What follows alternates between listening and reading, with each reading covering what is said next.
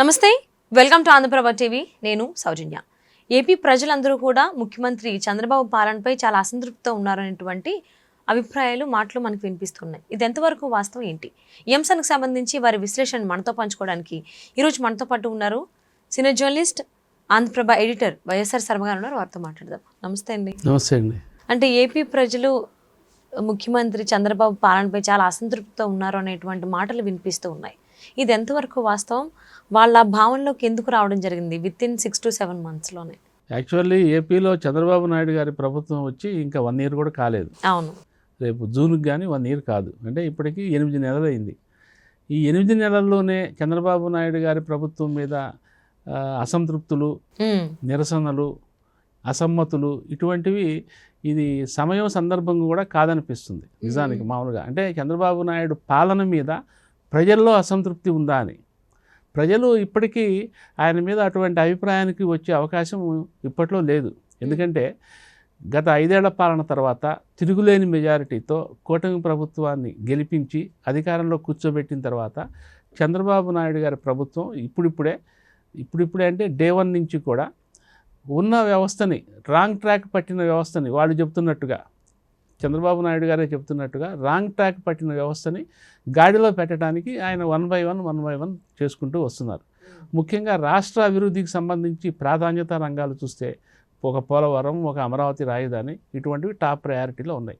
ఇకపోతే ఈ land revenue, ఈ సర్వేలు, రీసర్వేలు చేయించడము, ల్యాండ్ తీవ్ర స్థాయిలో లక్షల ఎకరాలు గ్రాబింగ్ జరిగిందని సో దీని నుంచి కూడా ప్రజల నుంచి చాలా తీవ్ర స్థాయిలో భారీ ఎత్తున ఫిర్యాదులు రావటము. అంటే ప్రజలకు సంబంధించి ప్రాధాన్యత క్రమంలో ఆయన ఒక్కొక్క ఇష్యూ దృష్టి పెడుతూ వస్తున్నారు. సో ఈ నేపథ్యంలో నిజానికి 8 నెలల్లోనే అసంతృప్తి రావాల్సిన అవసరం లేదు. కాకపోతే ఏంటంటే ఇప్పుడు అట్లా వినిపిస్తున్నది నిజమైన అసంతృప్తి, ఏ స్థాయిలో అసంతృప్తి, ఎవరి నుంచి అసంతృప్తి అనేది మనం చూడాలి. ఇప్పుడు చంద్రబాబు నాయుడు గారు గతంలో ముఖ్యమంత్రిగా ఉన్నప్పుడు ఆయన మెయిన్ ప్లాంక్ ఏంటంటే ఐటీ. ఐటీకి సంబంధించి ఆయన అప్పుడు ఉమ్మడి ఆంధ్రప్రదేశ్లో చాలా చేశారు. ఇప్పుడు హైదరాబాదు ఈ రకంగా వెలిగిపోతున్నదంటే ఈ ఐటీ ప్రభావమే. అది ఆయన కృషి ఉందని చెప్పి ఇక్కడ కూడా తెలంగాణలో కూడా బీఆర్ఎస్ ప్రభుత్వంలో ఉన్న కేటీఆర్ లాంటి వాళ్ళు అప్పుడప్పుడు మాట్లాడిన సందర్భాలు కూడా ఉన్నాయి. ఇది చంద్రబాబు నాయుడు గారి కృషి చాలా ఉంది ఇట్లా హైదరాబాద్ డెవలప్మెంట్లో అని. సో ఇది వాస్తవ పరిస్థితిగా మనం అనుకోవచ్చు. ఏది ఒక అపోజిషన్ వాళ్ళే అట్లా చెప్తున్నప్పుడు. ఇక ఇప్పుడు ఏపీలోకి వచ్చేసరికి చంద్రబాబు నాయుడు గారి పాలన తీరు మీద ప్రజల్లో అసంతృప్తి ఉందా అంటే ఆయన ఇప్పుడు కొత్తగా అధికారంలోకి వచ్చిన దగ్గర నుంచి మళ్ళీ అదే ఐటీ, అదే పెట్టుబడులు, అవే పరిశ్రమలు. ఈసారి కిందసారి ఐటీ అని చెప్పి పెద్ద నినాదంగా ఆయన తీసుకుంటే ఈసారి ఆర్టిఫిషియల్ ఇంటెలిజెన్స్ అంటున్నాడు. ఐటీ నుంచి ఆయన ఏఐకి షిఫ్ట్ అయినాడు. ఇక ఇప్పుడు ఆంధ్రప్రదేశ్ మొత్తాన్ని ఏఐ చేసేయాలి అర్జెంటుగా. సో ఆయన రోజు సమీక్షలు జరుపుతున్నా, రోజు ఆయన ప్రసంగాలు వింటున్నా సరే ఎక్కువ మనకు తరచూ వినిపిస్తున్నవి ఏంటంటే ఏఐ, ఇండస్ట్రీస్, పెట్టుబడులు, ఇవి తప్ప ఇంకా వేరే ఏమీ వినిపించడం లేదు. సో చంద్రబాబు నాయుడు గారు దీన్ని బట్టి ఏంటంటే ప్రజల్లోనూ ఒక రాజకీయ పరంగా అబ్జర్వేషన్ చేస్తూ ఉండే విశ్లేషకుల్లో కూడా చంద్రబాబు నాయుడు గారు మళ్ళీ పాత వరవడంలోనే పోతున్నారా అనే ఒక అభిప్రాయం అయితే వ్యక్తమవుతున్నది. కానీ అంతకంటే ముందు ప్రజలు ముఖ్యం కాబట్టి, అభివృద్ధి ముఖ్యం కాబట్టి దానికోసం అడుగులేస్తున్నట్టుగా అలానే అనుకోవాలి. అంటే చంద్రబాబు నాయుడు గారు చెప్తున్నది ఏంటంటే జగన్మోహన్ రెడ్డి గారి ప్రభుత్వంలో వ్యక్తిగత రాగద్వేషాలు పనిచేసినాయి, ప్రతీకారాలు పనిచేసినాయి. అందుకని వాళ్ళు ప్రతి వాడని జైల్లో పెట్టడము, తప్పుడు కేసులు బనాయించడము చేశారు. ఇప్పుడు మనం కూడా అదే రీతిలో, అందుకు ప్రజలు శిక్షించారు వాళ్ళని, అందుకే శిక్షించారు. మనం కూడా అదే ప్రతీకారంతో వాళ్ళు చేశారు కదా అని మనం చేస్తే మరి ప్రజలిచ్చిన తీర్పు మాట ఏమిటి, దానికి అర్థం ఏమిటి? మనం కూడా అతనిలాగానే చేస్తే అతనికి మనకి తేడా లేదు కదా. చట్టం తన పని తాను చేసుకుపోతుంది. ప్రతి వాళ్ళ మీద రాత్రికి రాత్రే కేసు బనాయించడం, తెల్లారేసరికి మూసేయటం, ఇవి చేయటం కాదు. ఇది ఓ పద్ధతి ప్రకారం, చట్ట ప్రకారం, నిబంధన ప్రకారం చేద్దాము అని ఆయన చంద్రబాబు నాయుడు గారు తెలుగుదేశం వాళ్ళని శాంతపరిచే ప్రయత్నము, ప్లస్ రెండో వైపు జనసేన వాళ్ళని కూడా అదే వరవల్లో ఉన్నారు. పవన్ కళ్యాణ్ గారు కూడా అదే చెప్తున్నారు వాళ్ళకి.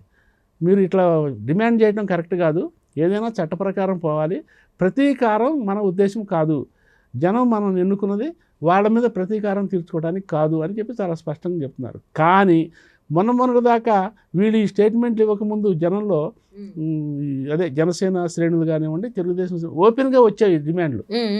కానీ వీళ్ళు చంద్రబాబు నాయుడు అండ్ పవన్ కళ్యాణ్ గారు ఈ స్టేట్మెంట్లు ఇవ్వడం ద్వారా వాళ్ళని కొంచెం చల్లబరచడంతో వాళ్ళు ఓపెన్గా ఇప్పుడు డిమాండ్ చేయట్లేదు, కానీ వాళ్ళ మనసుల్లో అయితే ఉంది, ఆ అసంతృప్తి ఉంది. అట్లాగే ఏవీబీ వెంకటేశ్వరరావు, ఆయనకి ఏదో పోలీస్ హౌసింగ్ కార్పొరేషన్ ఇచ్చారు, ఆయన తీసుకోవాలా, ఇప్పుడు దాదాపు నెల దగ్గర అవుతున్నది, తీసుకోవాలా, ఆయనలో ఒక అసంతృప్తి. సోషల్ మీడియాలో వస్తున్న ఫీడ్బ్యాక్ ఏంటంటే ఆయన డీజీపీ ర్యాంకు జగన్మోహన్ రెడ్డి గారిని ఒంటి చేత్తో ఎదుర్కొని పోరాటం చేసిన వాడు, ఒక్కసారి కూడా సర్వీస్లో సీఎంను గెలవకుండా రిటైర్ అయిపోయిన వాడు, ఒక డీజీపీ లెవెల్ స్థాయిలో ఉండి, మరి అతనికి ఏదో ఒక చిన్న కార్పొరేషన్ పదవి ఇచ్చేసి ఇది చేయటం ఏంటి, అతన్ని కీలకంగా ఉపయోగించుకోవాలి కదా, కీలకమైన పదవి ఇచ్చి అని చెప్పి తెలుగుదేశం శ్రేణుల్లోనే అసంతృప్తులు వెళ్ళిపోతున్నాయి.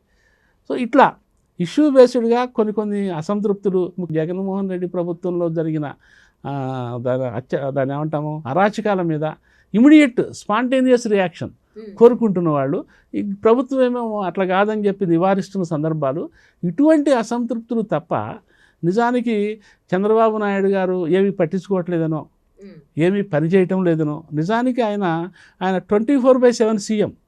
అది ప్రతి సామాన్యుడి దగ్గర నుంచి పెద్దవాళ్ళ వరకు అందరూ ఒప్పుకునేదే. ఆయన పనితనాన్ని శంకించే వాళ్ళు ఎవరు లేరు. ఆయన జనాన్ని కలవకుండా ఇంట్లోనే కూర్చొని ఏమీ పట్టించుకోకుండా సమీక్షలు చేయకుండా ఉంటే అది అసలైన అసంతృప్తి. అవును, అందులోనూ చంద్రబాబు నాయుడు గారు విజనరీ లీడర్ అని చెప్పేసి అందరికీ తెలిసిందే. రిజల్ట్స్ చూస్తున్నారు, కొంతమంది అనుభవిస్తున్నారు. మరి ప్రజెంట్ ఏపీ ప్రజలు అయితే అసంతృప్తితో ఉన్నారు అనే దానికి సంబంధించి వీళ్ళు కోరుకునేవేమో ఒక రేంజ్లో ఉంటున్నాయి, వీళ్ళ ప్రయారిటీస్ ఒక రేంజ్లో ఉంటున్నాయి. చంద్రబాబు బీయింగ్ సీఎం అంటే ఇన్నేళ్ల అనుభవం తర్వాత ఆయనకు వచ్చిన ఈ పదవిని కరెక్ట్గా ప్రయోగించాలి అనే ఉద్దేశంతో ఆయన చేస్తున్న అడుగులు ఒక రేంజ్లో ఉంటున్నాయి. సో ఈ రెండు రైలు పట్టాలాగా సమాంతరంగా వెళుతున్నాయి, కలిసే అవకాశం అయితే లేదు. రైలు పట్టాలాగా సమాంతరంగా వెళుతున్నాయి, వెళ్ళటమే ఆరోగ్యప్రదం. కానీ అవి రెండు కలవనప్పుడు ఏంటంటే ఇటువంటివి అప్పుడప్పుడు అసంతృప్తులు లాంటివి. అంటే ఈ మాట ఆయన దాకా చేరే ఉంటుంది చంద్రబాబు నాయుడు గారి దగ్గర దాకా. సో మరి దానికి సంబంధించి ఆయన ఏం చేస్తారు ఏంటని చూద్దామండి. థ్యాంక్స్ సో మచ్ శర్మ గారు.